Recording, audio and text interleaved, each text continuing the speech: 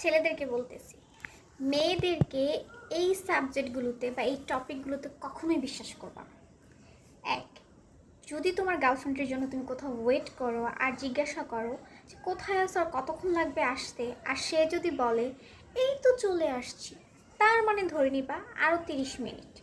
দুই, যদি তোমার গার্লফ্রেন্ডের মুড ভালো না, তুমি বুঝতেছো তার আচার ব্যবহারও মনে হইতেছে যে কোনো তো একটা গরমিল আছেই, আর তুমি যদি জিজ্ঞাসা করো তাকে যে তোমার কি কিছু হইছে, যদি সে বলে না কিছু হয় নাই, তার মানে ধরে নিবা কিছু তো একটা হইছে।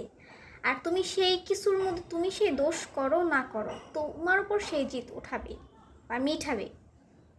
তিন, ধরো তুমি তোমার ফ্রেন্ডদের সাথে কোথাও ঘুরতে যাবা, প্ল্যান করছো 2-3 দিন থাকবা, আর তোমার গার্লফ্রেন্ডকে তুমি তেমন একটা সময় দিতে পারবে না, তাকে তুমি বললা যে আমি ফ্রেন্ডের সাথে ট্যুরে যাব, একটু বিজি থাকবো, তুমি একটু মানায় নিও, আর সে যদি কোনো রকমের সিক্রেট ছাড়াই যদি বলে ওকে ঠিক আছে যাও, তাহলে ধরে নেবা তোমার কপালে শনি আছে।